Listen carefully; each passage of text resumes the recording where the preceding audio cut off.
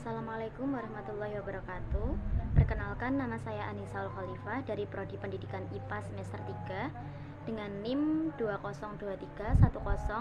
202310500144 nomor absen 2. Baik, di sini saya akan mempresentasikan mengenai laporan praktikum dari praktikum kimia dasar semester 1 dan semester 2. Untuk yang pertama yaitu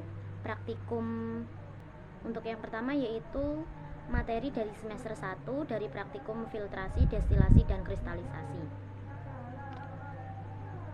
Tujuan dari praktikum tersebut yang pertama adalah mahasiswa dapat memahami prinsip kerja filtrasi dan dapat mengamati sifat-sifat fisik dari zat yang dipisahkan. Yang kedua yaitu mahasiswa mampu memisahkan komponen dalam campuran cair berdasarkan perbedaan titik didihnya. Dan yang ketiga, mahasiswa mampu untuk mengamati perubahan fisika yang terjadi selama proses kristalisasi termasuk penguapan dan pembekuan. Dari hasil praktikumnya sendiri, untuk yang pertama filtrasi, saya menggunakan pasir, gula, dan sirup. Untuk yang pasir, keadaan awalnya air pasir masih berbentuk campuran heterogen karena dapat dibedakan komposisinya. Dan keadaan akhir setelah dilakukan filtrasi, pasir tertinggal di kertas saring dan keduanya terpisah menjadi unsur yang berbeda. Untuk yang kedua yaitu gula. Keadaan awalnya, gula telah terlarut dalam air dan menjadi campuran homogen yang tidak terlihat perbedaan komposisinya. Untuk keadaan akhirnya, setelah disaring tidak ada perubahan karena gula sudah larut dalam air dan tidak ada zat yang terpisah. Untuk yang ketiga yaitu sirup. Keadaan awalnya sirup dilarutkan dengan air dengan perbandingan sirup lebih banyak daripada air. Dan untuk keadaan akhir, sirup dan air tidak dapat dipisahkan karena termasuk campuran homogen. Meskipun sudah disaring, tidak ada perubahan yang terjadi, hanya saja meninggalkan sisa warna pada kertas saring. Untuk yang kedua yaitu destilasi. Air dan minyak di dalam kaleng dipanaskan sampai menguap, kemudian uap akan keluar melalui selang. Uap air akan mengalir dan diberi suhu yang dingin sehingga uap akan mencair. Uap yang telah mencair akan mengalir dan terkumpul dalam wadah. Yang ketiga yaitu kristalisasi. Hasilnya adalah garam dapur diambil dan dilarutkan dalam 50 ml aquades dalam gelas kimia. Larutan tersebut disaring menggunakan kertas saring. Filtrat hasil penyaringan dipanaskan hingga terbentuk sedikit endapan. Endapan yang terbentuk dikeringkan dalam oven.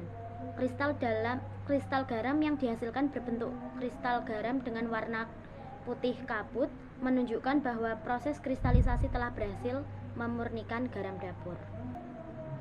Untuk praktikum yang kedua yaitu perubahan fisika dan kimia. Tujuan dari praktikum ini yaitu dapat mengetahui mana saja yang termasuk perubahan fisika dan kimia. Di sini saya menggunakan bahan-bahan seperti air, sirup, gula, dan garam. Hasilnya, air dan gula yang dilarutkan merupakan perubahan fisika karena gula hanya larut dalam air dan tidak ada reaksi kimia yang terjadi. Untuk air dan garam yang dilarutkan juga merupakan perubahan fisika. Gula yang dipanaskan akan mengalami perubahan fisika. Namun, ketika gula dipanaskan terus-menerus akan mengalami perubahan kimia karena gula tidak dapat berubah ke wujud aslinya. Untuk praktikum yang ketiga yaitu uji boraks. Tujuan dari praktikum ini untuk mengetahui apakah ada kandungan boraks di dalam bakso yang diuji. Di sini saya menggunakan bakso. Alat dan bahannya yaitu mangkok, sendok, tusuk gigi, kunyit, bakso bening, dan air. Hasil dari pengamatan, warna bakso sebelum diolesi kunyit yaitu abu-abu. Warna bakso setelah diolesi kunyit tetap abu-abu. Untuk pengamatannya di sini keterangannya tidak mengandung boraks. Perubahan warna pada makanan yang mengandung boraks adalah coklat. Bila suatu makanan banyak mengandung boraks, maka warna setelah diolesi dengan kunyit akan berubah menjadi coklat yang sangat pekat, bahkan sampai berwarna coklat kemerahan. Tetapi di sini bakso tetap berwarna abu-abu, sehingga bakso tidak mengandung boraks. Untuk praktikum selanjutnya yaitu dari kimia dasar semester 2. Praktikum yang pertama yaitu atom, unsur, senyawa, dan campuran. Tujuan dari praktikum ini yang pertama adalah mahasiswa mampu mengetahui pengertian dari atom dan molekul. Yang kedua, mahasiswa mampu mengetahui pengertian dari unsur dan senyawa. Yang ketiga, mahasiswa mampu mengetahui pengertian dari campuran homogen dan heterogen. Yang keempat, mahasiswa mampu menggambarkan struktur dari atom, molekul, dan unsur dan senyawa campuran. Baik, dari yang pertama dulu yaitu atom. Atom adalah partikel terkecil dari suatu unsur yang masih mempunyai sifat-sifat sama dengan unsur tersebut. Struktur atom terdiri dari elektron yang bermuatan negatif, proton yang bermuatan positif, dan neutron yang bersifat netral. Atom adalah unit dasar dari materi yang terdiri dari inti atom yang dikelilingi oleh awan elektron.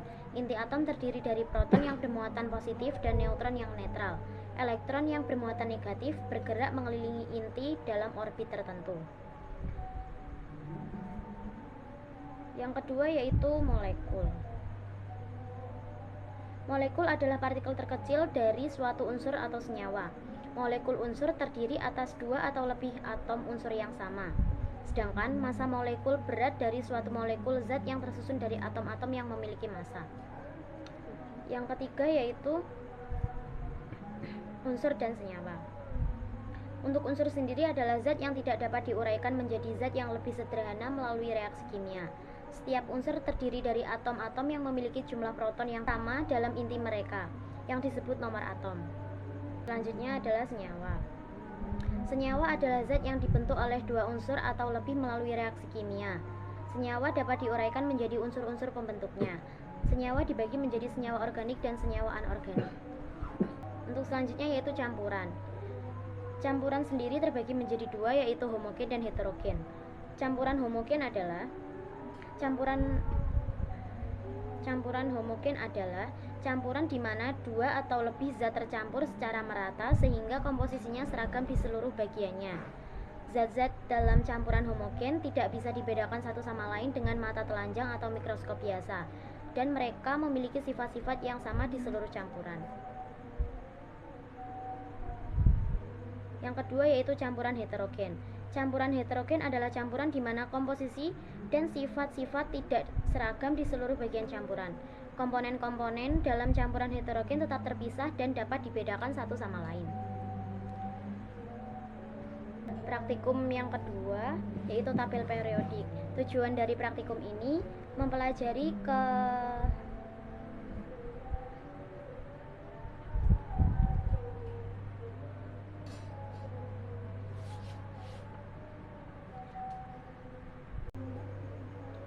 Untuk praktikum yang kedua yaitu tabel periodik. Tujuan dari praktikum ini adalah mempelajari kereaktifan unsur-unsur. Kedua, memahami perubahan yang terjadi. Yang ketiga, memahami dan mengetahui sifat periodik unsur.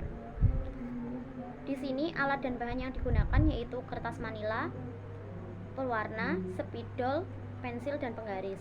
Hasil yang didapat yaitu dapat mengidentifikasi dan mengklasifikasi unsur-unsur berdasarkan golongan dan periode dalam tabel periodik. Dan praktikum yang ketiga yaitu membuat ikatan ion dan kovalen. Tujuan dari praktikum ini yaitu membedakan jenis ikatan, mengamati perubahan ikatan, dan menjelaskan kaitan struktur dan sifat. Alat dan bahan yang digunakan yaitu gabus, ballpoint, kertas, buffalo, gunting, lidi, dan spidol. Hasil yang didapatkan ikatan ion Na++ Cl-, yaitu NaCl. Ion positif dan negatif bergabung membentuk senyawa ionik yang stabil. Baik, itu saja materi yang dapat saya sampaikan. Sekian dari saya, apabila ada kesalahan saya mohon maaf. Terima kasih. Wassalamualaikum warahmatullahi wabarakatuh.